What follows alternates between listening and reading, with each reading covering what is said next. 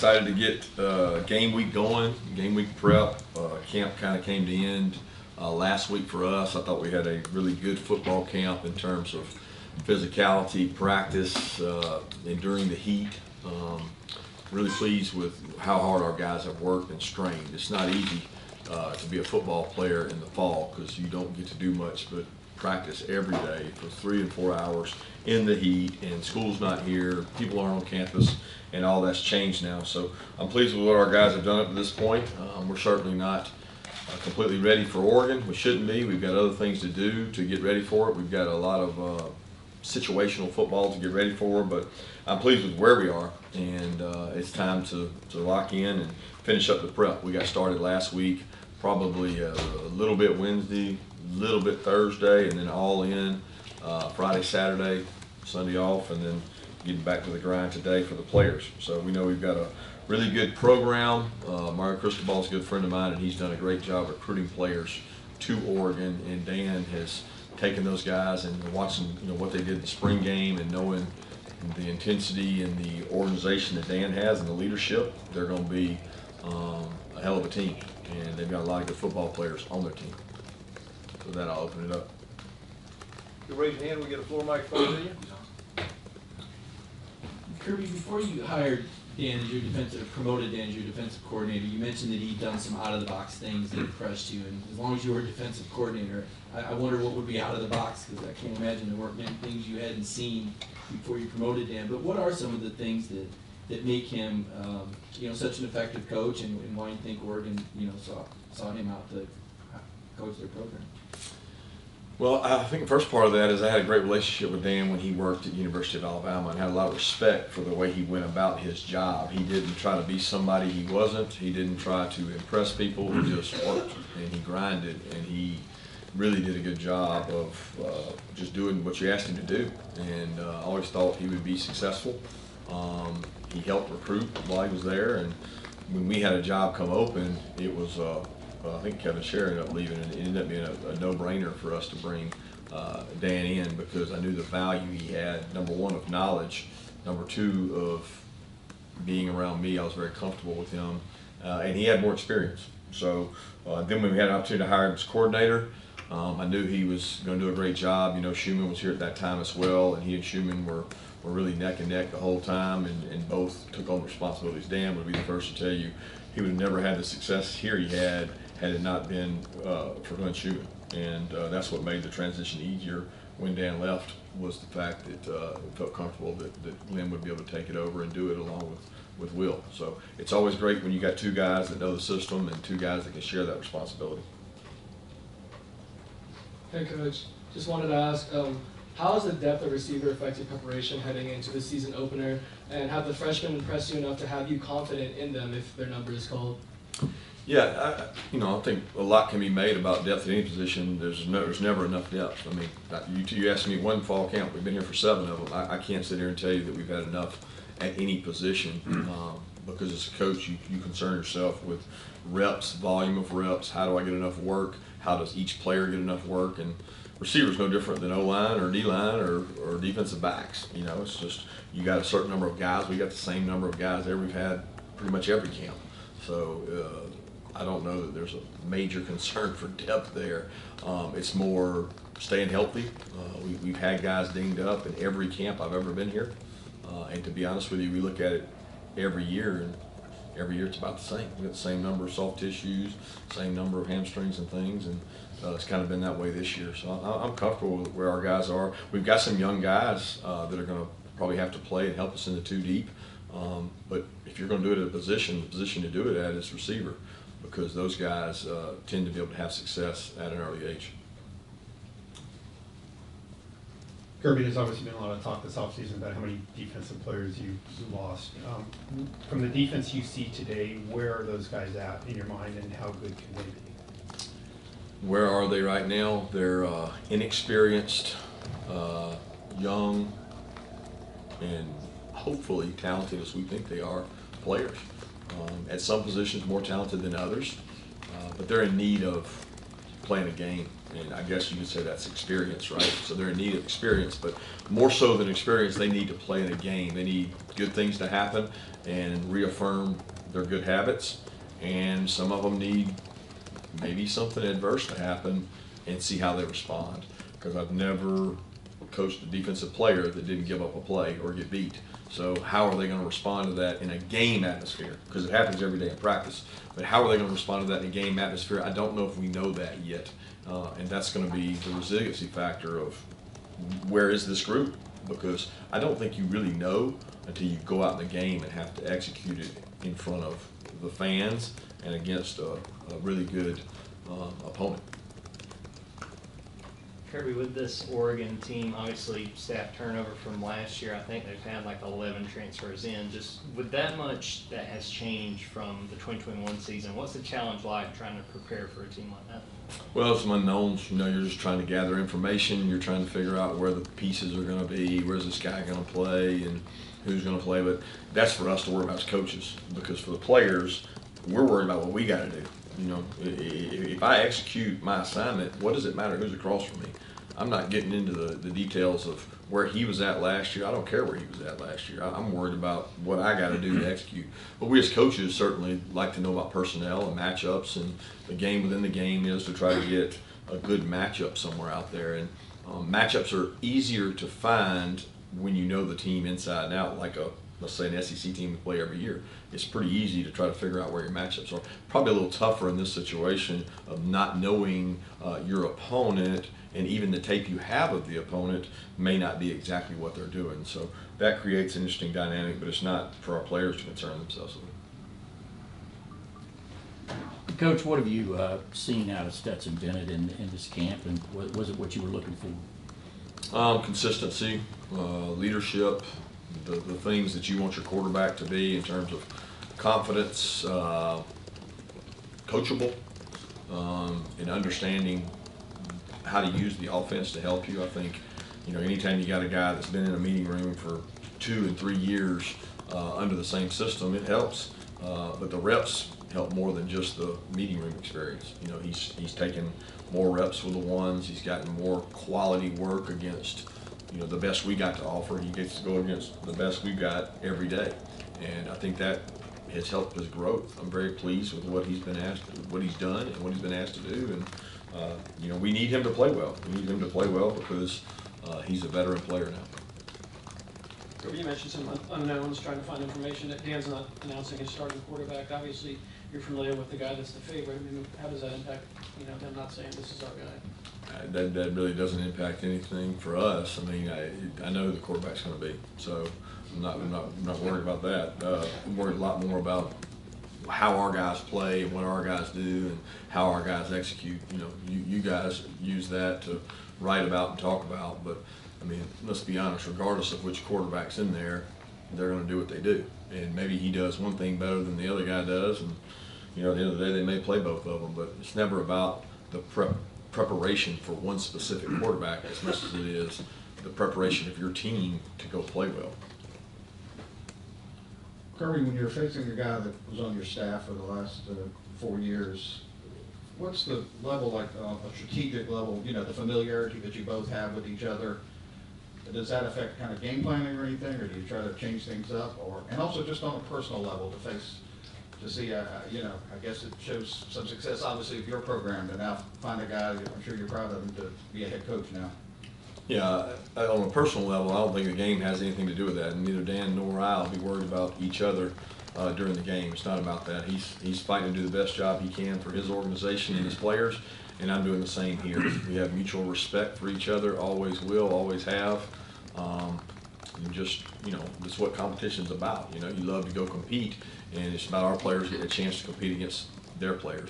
As far as the familiarities of the two systems, you know, there probably is a little overlap there in terms of, you know, defense, and you know, they're watching our defense and we watch our defense to get ready for them. But they've got coaches on their staff from other places. We've gone out and looked at the history of their other defensive coaches for ideas and things they've done at other places. And at the end of the day, it's about how you execute. It's not about X's and O's. It's about who's got the best players, and do the best players play the best in the biggest moments. Yeah, Kirby, Cedric was talking about Michael Williams, and he's getting more comfortable learning from these older guys and everything. I guess, one, how much have you seen him learning from those guys, and two, how far has he come, in this fall camp since he's been here? He's continued to grow. I think since he got here, he's been a non-traditional freshman. He's never been really impacted by accolades, hype, even intimidation by being here in terms of drills and knowing what to do. He's fit in really naturally. I think being from where he's from, Columbus, he got up here to so many practices. It was just a very steady climb, and he's continued to climb. He's not had ups and downs and lack of efforts and tired and not understanding. He takes really good care of his body. He's very intelligent. He learns the system well, and he plays really hard. And those are attributes that help true freshmen get on the field. Yeah, Kirby, just wondering about an injury update on guys like Andrew Paul, Tyke Smith, Kyrus Jackson, Tate Ratledge, Ernest Green, and Denylin Morissette. Yeah, I don't know if I can hit all those. Andrew obviously had a tough situation in scrimmage towards ACL, which all you guys know. He'll be undergoing surgery, I think tomorrow or the next day, to repair his ACL. Tate's been back practicing, doing a great job. Kyrus been back practicing ever since the scrimmage. Denylin's been back practicing ever since the second scrimmage. You have to remind me, anybody else? Tyke Smith. Tyke's practiced all camp, so he's continued to practice. Kirby, can you kind of talk about the competition at the nickel position as well as punter, kind of the guys there? Do you know who your guys are? Yeah, our guys are Brett and Noah, and our guys are Tyke and Bullard at the star along with Poole. So all those guys are doing a great job. Probably play all those guys at punter. We'll make a decision closer to the game, but Brett's probably the leader in terms of punting. But really pleased with the work of all those guys, and expect them to, we say you're a starter here when you start on special teams, so all those guys will have a starting role. Kirby, considering all the different moving parts on the defensive line, when you're going to be facing a team that may have the most experienced offensive line you guys will face this year, what about that challenge come Saturday? Yeah, I think that we face a really good offensive line day in and day out, and very experienced one in our own, and that provides a lot of good competition. I think they've got more returning starters, returning snaps than almost anybody in the country on their offensive line. So it certainly is a strength in terms of even what Mario's history is of recruiting offensive linemen. Did a tremendous job putting together depth at that position. So it'll be key that we play well, we play physical. You have to control the line of scrimmage and strike people to be a good football team. They know that. Dan knows that. There's nothing hidden about that. So our defensive line's got to stop the run and be able to control the quarterback, which, depending on which quarterback it is, you got some really good athletes back there. Hey, Coach. Cedric called Zion Loeb one of the best leaders on this defense. Can you speak a little bit to what you've seen out of him this offseason taking on a leadership role? Consistency. Zion's a guy that's been a kind of a product of our environment, culture, I might say. He's seen leaders before him. He certainly had a long way to go when he got here. He never shied away from work. He's been very consistent in his work.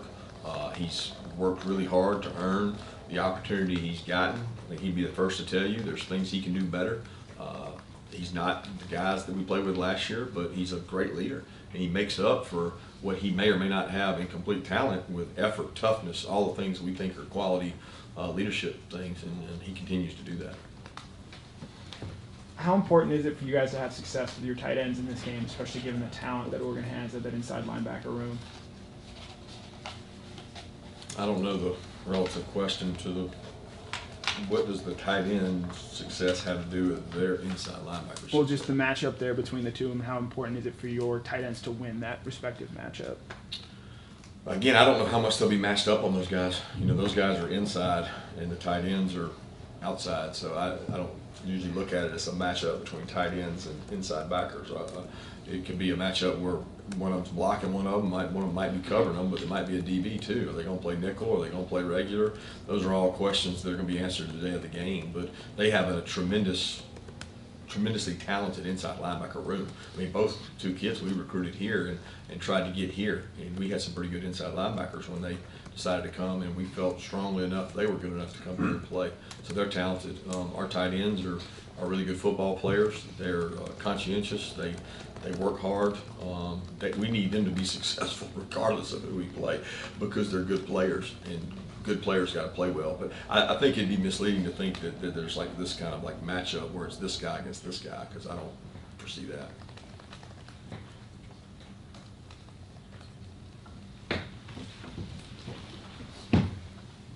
Kirby, can you give us an update on the offensive guards? You said Tate Ratledge was back. Can you kind of let us know where that stands, and have you picked your starting five on the offensive front? No, I don't think we'll know till this week gets up. I mean, you're coming off a day where we didn't do anything, and they practiced Friday and Saturday with all of them sharing time with the ones. I mean, that's not going to change all year. I know you guys want to make it, and that's all you want to know is who's going to start. But there's a group of guys there between Devin, Jared, Tate, and Trust that all roll through there. Micah gets reps, Dylan gets reps, and Warren Erickson's reps some at guard. So it's not a matter of, okay, it's going to be these two guys. It's going to be the guys that play the best and who practice the best. And right now we haven't made the decision of who's going to take the first snap so that everybody can talk about who took the first snap. We're going to look at it and say, okay, who's playing the best in the game and gives us the best opportunity. Kirby, I've got a non-starter question, I guess.